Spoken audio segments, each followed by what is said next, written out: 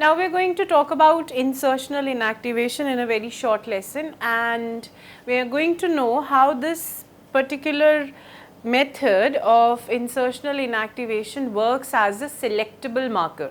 You remember what selectable markers were? They were a certain type of recombinant DNA which was inserted, and one could identify the recombinants and non-recombinants in the given case of organisms or cells that were in consideration. Also, when we talked about PBR322, that was a plasmid which acted as a vector. We talked about the antibiotic resistance genes, and those genes were imparting a quality of antibiotic resistance into the E. coli, and that helped us to distinguish between the recombinants and non-recombinants. Now, I would want you to recall that process that we had studied. Over there, it needed simultaneous plating on different culture plates, and that was a cumbersome process.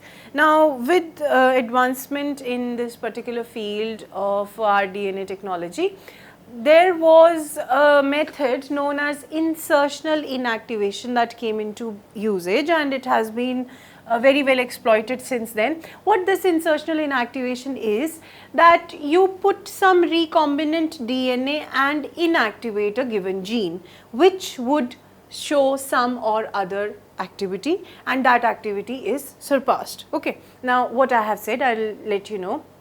We have the method of using a chromogenic substrate. Chromo word is for color.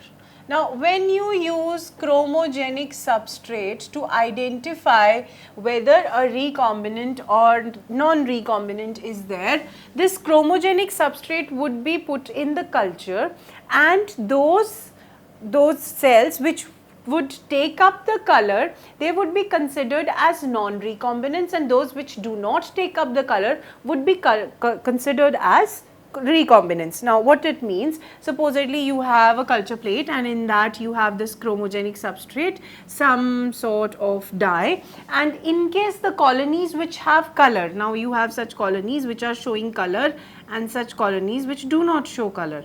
Those which have shown color, they are non-recombinants, and those which do not show color, they are recombinants. This is what is to be identified. Now, instead of plating simultaneously the colonies, those which survive, those which do not survive as when subjected to the antibiotic, that is cumbersome in a way.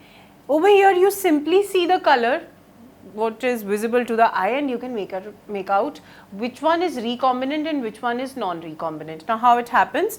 It is often taken into consideration that chromogenic substrate is used, and the gene that is used for coding beta-galactosidase is inserted with foreign DNA. Now, because the gene has been inserted with foreign DNA, recombinant DNA, along with your gene of interest, this beta-galactosidase enzyme production stops.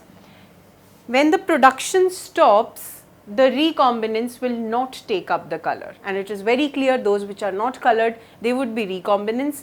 Otherwise, when the insert is not there, the beta-galactosidase gene is there, the enzyme is being produced, and the colonies are able to take up the colors. So, it is very clear, and by clear I mean to say that you can see it from your eyes, the color that is being taken up, that would be present in the chromogenic substrate. Those which take up the color, they will be non-recombinants, because an insert is not put inside the gene which encodes for beta-galactosidase. So, this method has been exploited to great extents over that antibiotic method, because this is not as cumbersome as the previous one. So, you have to keep this in mind, what insertional inactivation is.